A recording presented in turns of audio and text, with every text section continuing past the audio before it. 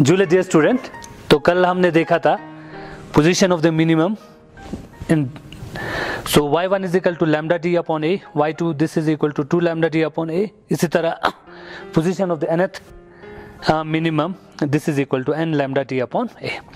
तो आज हम करेंगे मैक्सिमम के position. So let's suppose p यहाँ पे मैक्सिमम के लिए करेंगे. सो फर्स्ट सेकेंडरी मैक्सिमम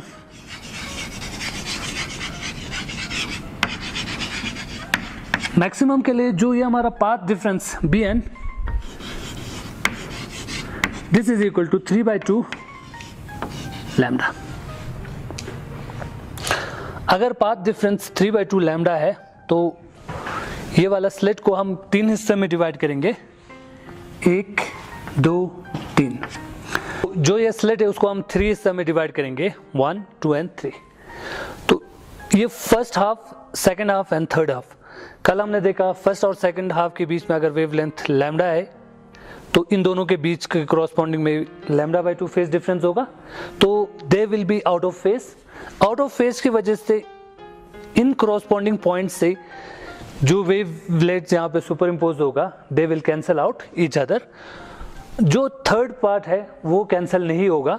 सो यहाँ पे फर्स्ट मैक्सिमम होगा. सो फर्स्ट मैक्सिमम के लिए path difference, so this is equal to 3/2 lambda. So a sine of theta, sine of theta 1, this should be equal to 3/2 lambda. So sine theta 1, this is equal to 3/2 lambda upon a. ये हमारा पास एक equation है. Similarly इस right angle triangle में से हम tangent theta निकालेंगे. So tangent theta, since theta 1 for maximum, first secondary maximum, perpendicular upon base, perpendicular y1 dash divided by base d. So when angle are very small, sin theta is equal to theta and tangent theta is also equal to theta. So left hand side दोनों के बराबर है तो right hand side भी दोनों के बराबर होंगे. So y1 dash divided by d, this is equal to 3/2 lambda upon a. So cross multiplying y1 dash, this is equal to 3/2 lambda a upon into d. So मैं इसको यहाँ लिख देता हूँ. So this is equal to 3/2 lambda d upon a. So this will be the position of first secondary maximum. यहाँ पे उसी तरह नीचे भी इसी डिस्टेंस पे फर्स्ट सेकेंडरी मैक्सिमम होगा. सो y1 इसको मैं डैश से रिप्रेजेंट कर रहा हूँ. So y1 dash this is equal to 3/2 lambda D upon a.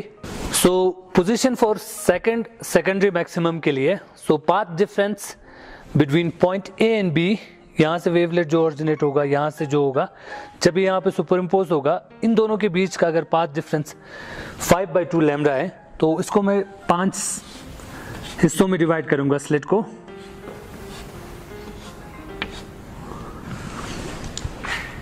तो इन दोनों के बीच का वेवलेट, अगर इन दोनों के बीच का 5/2 है तो हर एक हाफ के लिए λ/2 होगा. तो ये और ये आउट ऑफ फेस होगा. सो कैंसिल होके वहाँ पे कैंसिल आउट हो जाएगा एक दूसरे का इफेक्ट. ये दोनों ये भी कैंसिल कर देगा. और तो जो ये लास्ट फिफ्थ हाफ है ये यहाँ पे हमारे पास ब्राइट फ्रिंजेस देगा. So path difference 5/2 lambda. So path difference sine of theta 2, this is equal to 5 a sine of this is equal to 5/2 lambda path difference. So sine theta 2, this is equal to 5/2 lambda upon a. When angle is small, this is equal to theta 2, 5/2 lambda upon a. Similarly हम इस right angle triangle में से tangent theta निकालेंगे. So tangent theta 2, this is equal to perpendicular y2 dash divided by base, हमेशा distance between the screen and the slit. So d2 when angle is small, theta 2, this is equal to y2 dash divided by D. So ये दोनों equal है तो ये दोनों भी equal होगा.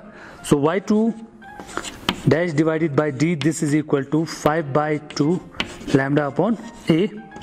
Cross multiply करने के बाद y2 dash this is equal to 5/2 lambda d divided by a. So this will be the position of secondary maximum. So इसको मैं यहाँ लिख देता हूँ y2 dash. So this is equal to 5/2 lambda d upon a. So nth secondary maximum के लिए जो position होगा, तो इन दोनों पॉइंट से जो वेवलेट जनरेट होगा जब वहाँ पे सुपर इम्पोज करेगा, अगर उनके बीच का path difference 2n+1 lambda by 2 है, तब वहाँ पे nth सेकेंडरी मैक्सिमम होगा.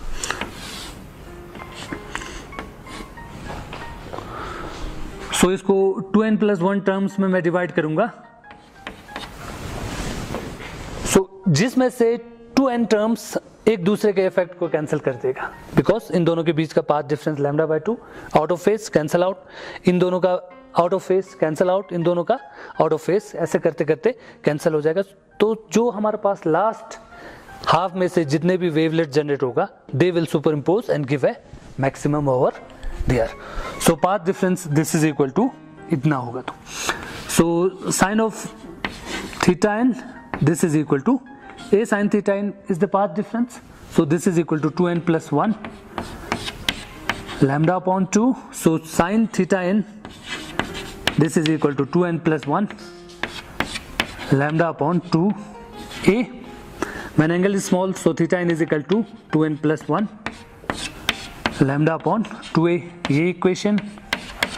Similarly tangent theta n, उसी में से yn divided by d, ये हमारा पास second equation. Because angle is small, tangent theta is equal to theta के बराबर होगा. So right hand left hand side दोनों का बराबर. So right hand side this will be represented by yn dash. So this is equal to 2n+1 lambda, इसको cross multiply करने के बाद d upon 2a. So this will be the position of nth secondary maximum.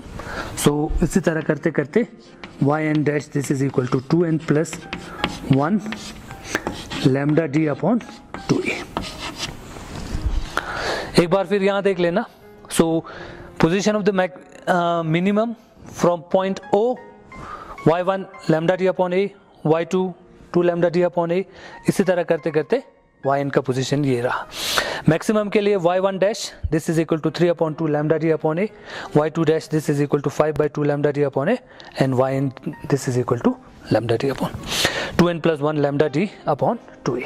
सो ये maximum और minimum के जो different position ये. So next we will find out the fringe width of the bright and dark fringes. जो bright fringes है उसके fringe width को मैं बीटा डैश से रिप्रेजेंट करूंगा, एंड जो डार्क फ्रिंज है उसके फ्रिंज विड्थ को मैं बीटा से रिप्रेजेंट करूंगा. अब जो ब्राइट एंड डार्क फ्रिंजेस है, सबसे पहले मैं सेंट्रल ब्राइट फ्रिंजेस,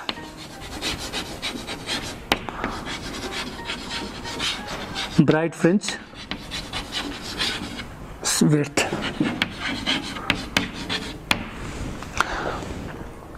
उसको फाइंड आउट करने के लिए ये पॉइंट जो फर्स्ट मिनिमम होगा, ये हमारा पॉइंट O है. दो फर्स्ट मिनिमम जिसका पोजीशन y1 है, इसी तरह फर्स्ट पोजीशन मिनिमम नीचे भी y1 होगा. दोनों का value lambda d upon a होगा. तो जो इसका फ्रिंज विड्थ है बीटा नॉट, ये यहां से यहां तक जो पोजीशन है इसको मैं y1 से रिप्रेजेंट किया हुआ. सो ये भी y1 होगा. So beta not this is equal to y1 plus y1. So beta naught is equal to y1 plus y1. So this is equal to 2 times y1 को वहां से सब्स्टिट्यूट किया है, 2 times lambda d upon a. So fringe width of central bright fringe is equal to 2 lambda d upon a. So beta naught this is equal to 2 lambda d upon a. बाकी जो bright fringes के width होगा वो alternative dark fringes के position के difference के बराबर होगा। बाकी B1 this is equal to Y2 minus Y1, Y2 this is equal to 2 lambda D upon A minus 1 lambda D upon A, this is equal to lambda D upon A। So B1 is equal to lambda D upon A। So B2 निकालने के लिए Y3 minus Y2 this is equal to 3 lambda D upon A minus 2 lambda D upon A, this is equal to lambda D upon A। So बाकी जितने भी bright fringes होगा उसके fringe width lambda D upon A के बराबर होगा। इसमें note करने वाली बात यह है जो सेंट्रल ब्राइट फ्रिंजेस है बाकी ब्राइट फ्रिंजेस के जो विड्थ हो गए उसके डबल होगा। So beta not this is equal to 2 times पर बीटा फॉर ब्राइट फ्रिंजेस। उसी तरह जब हम डार्क फ्रिंजेस के पोजीशन निकलेंगे तो ये दो मैक्सिमम अल्टरनेटिव मैक्सिमम के पोजीशन का जो डिफरेंस होगा। So now fringe width of the dark fringe this is equal to difference between alternative bright fringes के जो पोजीशन होगा that is B this is equal to yn means 2n plus 1 lambda D upon 2a। so yn 2n plus 1 lambda D upon 2a, yn minus 1 dash 2n minus 1 plus 1 lambda D upon 2a। so 2n plus 1 lambda D upon 2a minus bracket open करने पर 2n, ये plus 1 मैं इसके साथ लिख रहा हूँ, lambda D upon 2a, 2n इस प्लस 1 को मैं यहाँ लगा रहा हूँ, सो लैम्डा D अपॉन 2a से मल्टीप्लाई किया, so 2n plus 1 lambda D upon 2a minus 2 into minus 1 minus 2 lambda D upon 2a, ये bracket close. So 2n plus 1 lambda D upon 2a minus 2n minus plus 1 lambda D upon 2a minus minus plus 2 lambda D upon 2a, ये और ये cancel, so this is equal to 2 lambda D upon 2a, 2 cancel, so this is equal to lambda D upon a। So dark fringe के जो fringe width है that is also equal to lambda D upon 2a। Diffraction में सिर्फ central वाला जो है bright fringes that is double the bright width of the bright fringes, बाकी सभी का फ्रिंज विड्थ बराबर है लैम्डा D अपॉन a के बराबर। So next we will discuss intensity of the bright fringes, जो जितने भी ब्राइट फ्रिंजेस है उसकी इंटेंसिटी। सो सबसे पहले यहाँ पे देख लेना आप, जो सेंट्रल ब्राइट फ्रिंजेस है यहाँ पे जितने भी वेवलेट्स, जितने भी पॉइंट्स है, जितने भी वेवलेट्स यहाँ से ऑरिजिनेट होगा दे रीइंफोर्स, और यहाँ पे जो इंटेंसिटी होगा मैक्सिमम होगा, because all the wavelet reaching here will be in the same phase, उसकी वजह से यहाँ पे जो इंटेंसिटी हो वो बहुत ज़्यादा होगा। सो ये हमारा इंटेंसिटी के हिसाब से, सो सेंट्रल ब्राइट फ्रिंज का इंटेंसिटी सबसे ज़्यादा है। उसके बाद जो फर्स्ट ब्राइट फ्रिंजेस हैं, ये जो हमारा स्लिट विड्थ है इसको हमने 3 हिस्सों में डिवाइड किया हुआ, ये 2 हिस्सा कैंसिल आउट ऑफ फेस होगा, सो इस जितने भी वेवलेट्स यहाँ से ऑरिजिनेट होगा वो सुपर इम्पोज जब इस वेवलेट से करेंगे they will cancel out each other. So intensity slit को हम 3 हिस्सों में डिवाइड किया हुआ है फर्स्ट विड्थ के लिए, ये दोनों पार्ट हाफ कैंसिल आउट हो जाएगा वेवलेट्स जो यहाँ से ऑरिजिनेट होगा, सो जितने भी इंटेंसिटी ब्राइट फ्रिंजेस का होगा इस पोर्शन से होगा, सो इसका इंटेंसिटी इस वेवलेट के सेंट्रल्स के कंपैरिजन में 1/3 होगा, सो ये इसका इंटेंसिटी इतना होगा। सो जो सेंट्रल ब्राइट फ्रिंजेस का पूरे वेवलेट्स सुपर इम्पोज करने पे ब्राइट फ्रिंजेस मिलेगा, जो फर्स्ट ब्राइट फ्रिंजेस के ना 3 हिस्सों में से 2 कैंसिल आउट हो जाएगा, तो ये 1/3 पोर्शन रीइंफोर्स करेगा सेकंड ब्राइट फ्रिंजेस के लिए 5 हिस्सों में first 2 cancel out, third and fourth will cancel out, तो 1/5 वाला पोर्शन से जो वेव ऑरिजिनेट होगा उसकी वजह से मैक्सिमम होगा। उसी तरह नेक्स्ट 7 हिस्सों में 1 2 3 4 5 6 7, सो फर्स्ट 2 कैंसल आउट हो जाएगा, second third and fourth cancel हो जाएगा, फिफ्थ एंड सिक्स कैंसिल हो जाएगा, सो 1/7 पार्ट की वजह से इंटेंसिटी होगा। सो इंटेंसिटी हर स्टेप में डिक्रीज होता जाएगा, जो सेंट्रल है वो सबसे ज्यादा होगा, बाकी 1/3 1/5 1/7 part of the wave front की वजह से होगा and so on, so it will goes on decreasing, यहाँ पे भी डिक्रीज होगा, नीचे की तरफ भी ये डिक्रीज होता जाएगा। सो नेक्स्ट जो हम डिस्कस करने जा रहे हैं that is the transverse nature of light. Wave दो तरह के होते हैं, let wave transverse and longitudinal wave. जो ट्रांसवर्स वेव और लॉन्गिट्यूडनल वेव है उसको डिफरेंस पोलराइजेशन डिफरेंशिएट करता है कि ट्रांसवर्स नेचर ऑफ लाइट में पोलराइजेशन होता है, therefore we will see polarization, उसकी वजह से हमें ये पता लगा कि लाइट का जो नेचर है that is transverse in nature. So what is polarization?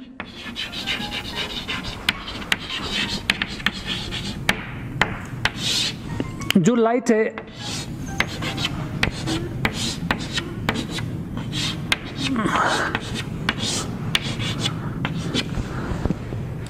जो हमारा लाइट है जब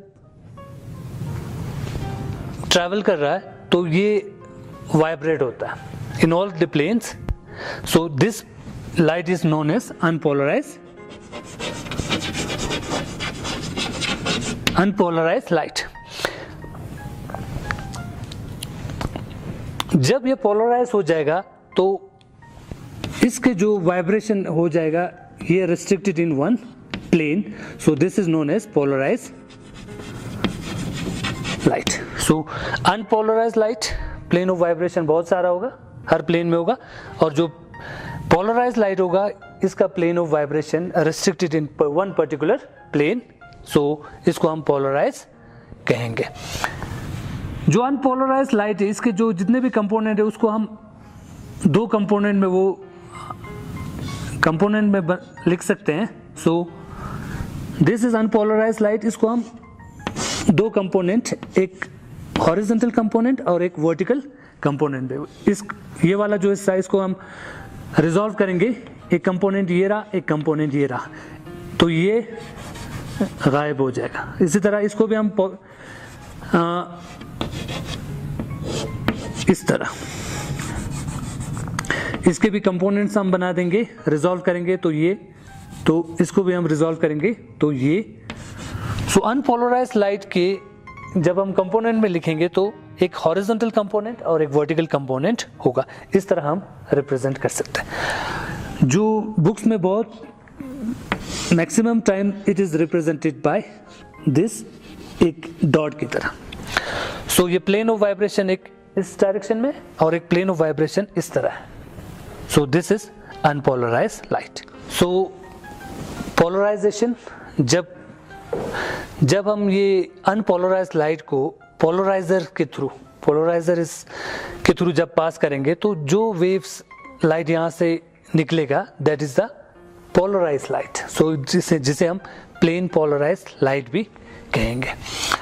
अब ये जो प्लेन, जिस प्लेन में ये लाइट पोलराइज्ड लाइट वाइब्रेट करता है that plane is known as plane of vibration. इसमें ए बी सी डी जिसमें ये वाइब्रेशन रिस्ट्रिक्टेड है that plane is known as plane of vibration. The plane which is perpendicular to the plane of vibration, ये जो है plane है 90 degree बना रहा है, तो इसको हम कहेंगे plane of polarization. So this are the two terms, plane of vibration and plane of polarization. जिसमें से पास होके अनपोलराइज्ड लाइट पोलराइज हो जाएंगे उसे हम कहेंगे पोलराइजर।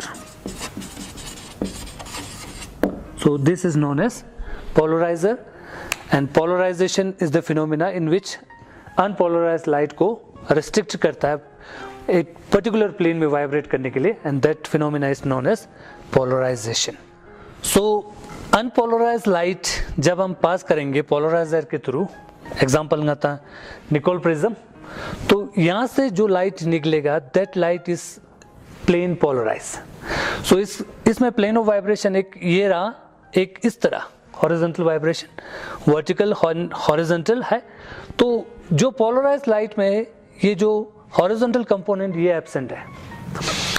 टू चेक कि ये पोलराइज हुआ है कि नहीं, हम एक और क्रिस्टल निकोल प्रिज्म का एक और क्रिस्टल ले लेंगे, इसके थ्रू पास करवाएंगे और इसको हम रोटेट करते रहेंगे। एक ऐसा टाइम आएगा अगर ये यहाँ पे नो लाइट,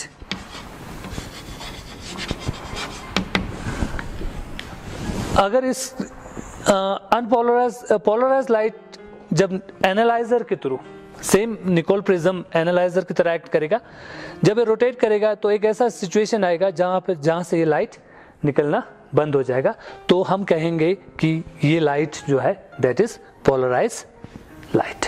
सो इसको हम एनालाइजर कहेंगे एंड दिस इज जो हमको इसको पोलराइज करता है, इसको polarizer. So Nicol prism crystal act as polarizer as well as analyzer. So next उसके बाद हम डिस्कस करेंगे पोलराइजेशन बाय रिफ्लेक्शन। इसमें क्या, जब एक इंसिडेंट रिफ्लेक्टिंग सरफेस के ऊपर एक इंसिडेंट रे पड़ेगा, जो ऑर्डिनरी लाइट है, अनपोलराइज्ड लाइट है, इसके प्लेन ऑफ वाइब्रेशन एक ये रहा, एक ये रहा, एक इस तरह।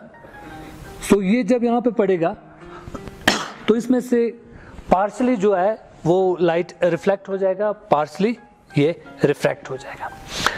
अगर हम इस एंगल ऑफ इंसिडेंट को हम इंक्रीज चेंज करते रहेंगे, एक ऐसा सिचुएशन आएगा जिसमें से जब ये रिफ्लेक्टेड लाइट है वो लाइट पोलराइज हो मिलेगा हमें। So then this angle is known as angle of polarizing angle. Polarizing angle is that angle of incident at which the reflected light is plane polarized light. So ये है, so ये और जो refracted होगा that is also unpolarized light. Ordinary light जब reflect होगा partially and partially ये refract होगा, एट एंगल ऑफ पोलराइजेशन जो हमारे पास रिफ्लेक्टेड रे है दैट इज प्लेन पोलराइज होगा। सो this is angle of incident, this is angle of refraction and this is angle of reflection R, and this is R dash. Bristol law states when light is incident at the polarizing angle, जब light ordinary light polarized angle पे incident होगा at the interface of the refracting medium, उस situation में जो refractive index of the medium this is equal to angle tangent of angle of polarizing angle. So Brewster law के हिसाब से mu is equal to tangent angle of incident, polarizing angle है तो मैं P से represent कर रहा हूं। So this is equation 1। Second equation हमें पता है स्नेल्स लॉ के हिसाब से refractive index this is equal to sine angle of incident P है, so divided by angle of refraction R dash. इसको मैंने आर डैश से रिप्रेजेंट किया, so this is R dash. So refractive index both same है दोनों का। So left hand side दोनों बराबर होगा, sine P divided by sine of angle of refraction this is equal to tangent P. Tangent P की जगह हम लिख सकते हैं sine of P divided by cos of P. So sine P upon sine R dash, sine P cancel हो जाएगा, cross multiplying we get cos p is equal to sine R dash. इसको हम लिख सकते हैं sine of 90 minus P this is equal to sine R dash. This is equal to, ये कब बराबर होगा जब एंगल दोनों बराबर होगा, इसका मतलब pi by 2 minus P this is equal to R dash. So pi by 2 this is equal to p plus r dash. So angle of incident plus angle of refraction this is equal to 90 degree. Angle of incident angle of reflection के बराबर हो गया। So ये angle और ये angle 90 degree होगा, तो इन दोनों का सम भी 90 डिग्री होगा। So reflected रे और रिफ्रैक्टेड रे, इन दोनों के बीच का एंगल 90 डिग्री होगा when angle of incident is the polarizing angle. So आज के लिए इतना ही। So thank you very much, कल हम फिर मिलेंगे।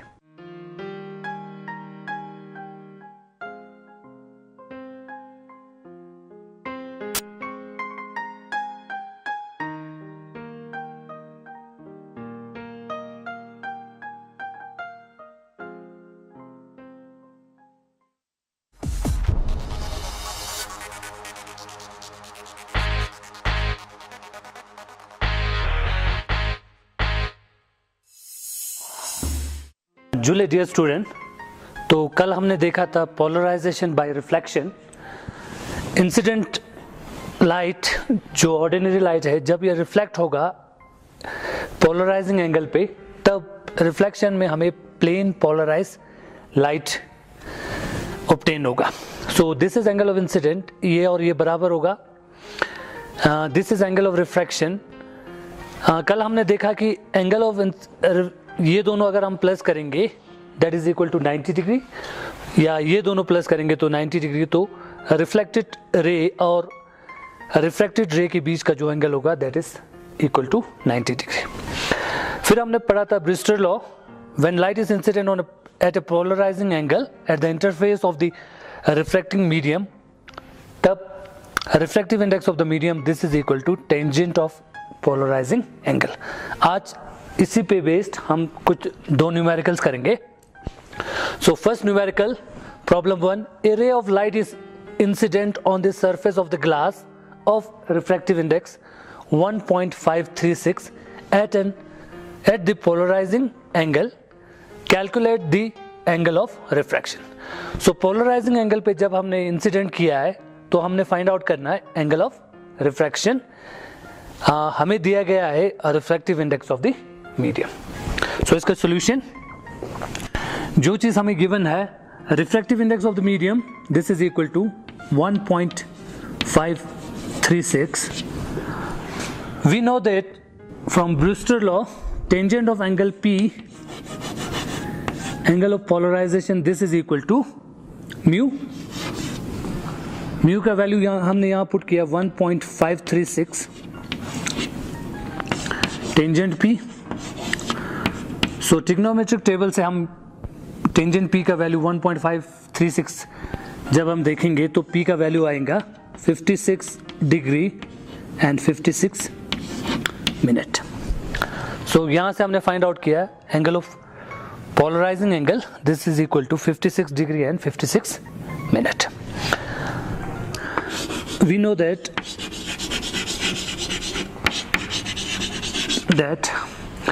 पोलराइजिंग एंगल और angle of refraction this is equal to, इन दोनों के sum this is equal to 90 degree.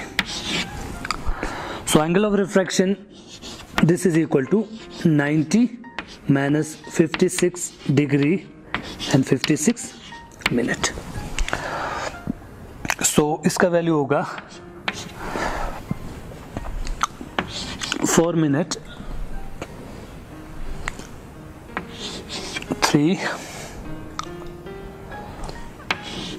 33 degree and 4 minute. So angle of refraction जो हमने फाइंड आउट करना है, angle of refraction this is equal to 90 degree minus polarizing angle, so this is equal to 33 degree and 4 minute. So angle of refraction in this case is 33 degree and 4 minute. So next, polarization by scattering. We will discuss polarization by scattering. हम सबको पता है what is scattering. जब ray of light passes through a medium, तो medium के जो particles हैं अगर ये कंपैरेबल टू द वेवलेंथ है तो वो पार्टिकल उस लाइट को स्कैटर करेंगे इन डिफरेंट डायरेक्शन। सो उसी के हिसाब से सो this is unpolarized light along x axis,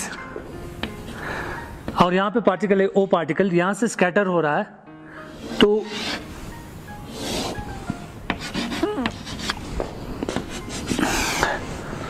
OX axis, so ray of light, ordinary light, unpolarized light is passing on X axis. So जब ये particle of the medium at O पे interact करेगा तो यहाँ से ये scatter होगा and direction 90 degree to the propagation of light means Y axis और Z axis पे जो light scatter होगा, that scattered light will be plane polarized. So this will be also plane polarized and Z axis पे भी जो scattered light होगा, that will be also plane polarized.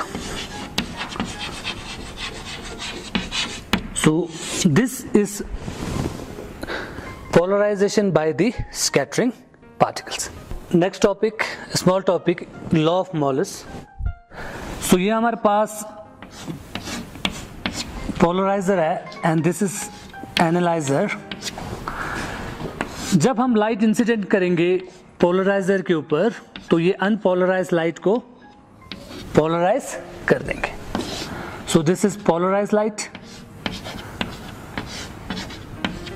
सो जब ये एनालाइजर के थ्रू पास होगा तो यहां से जो रे निकलेगा उसकी इंटेंसिटी के बारे में मॉलस लॉ हमें बताते हैं. So when plane polarized light is incident on the analyzer तो इसके जो intensity of the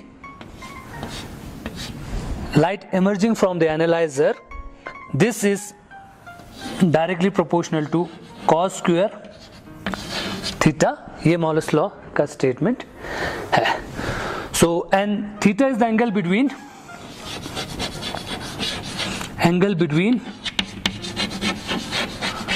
between plane of polarization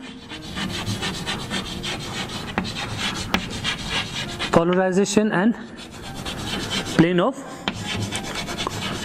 analyzer.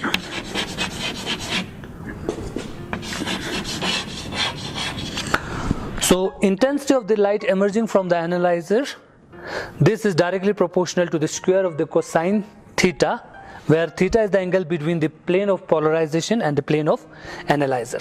So ये हमारा पास एम्पलीट्यूड है. So this is plane of, ये हमारे पास plane of analyzer है, plane of analyzer, and this is ये हमारा plane of polarization. So this is the plane of polarization and this is the plane of analyzer. So this is plane of polarization. इन दोनों के बीच का जो angle है, that angle is theta. So ये let's suppose इसका amplitude a है. So दो इसके जो कंपोनेंट मैं ड्रॉ कर रहा हूँ, एक first component along the plane of analyzer is equal to a cos of theta and along perpendicular to the plane of analyzer is a sine of theta. So intensity of the emergent light, this is directly proportional to cos square theta. तो analyser के ऊपर जो incident ray है उसका intensity is I not.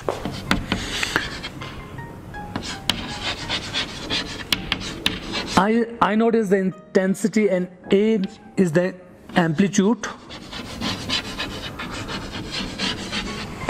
of the plane polarized light incident on the analyzer. तो इसके जो A is the amplitude, तो इसके दो कंपोनेंट है, A cos theta and A sin theta. So two component A cos theta is along plane of analyzer and A sin theta is along perpendicular to the plane of analyzer.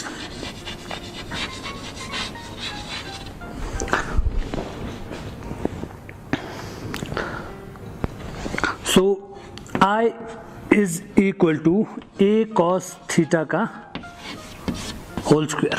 According to the Molus, I is equal to a cos theta square का a cos theta का whole square. So this is equal to a square cos square theta. So this is equal to I naught cos square theta. So intensity this is directly proportional to cos square theta.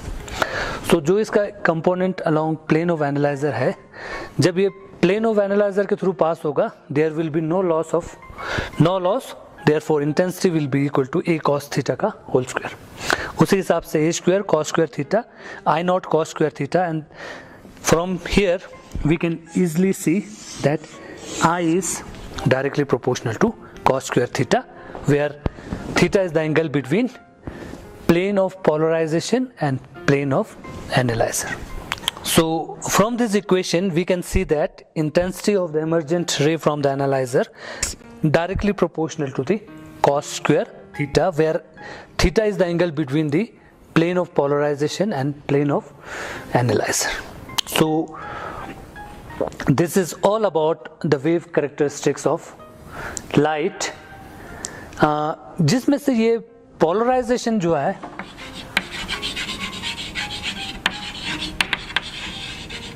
polarization is the phenomena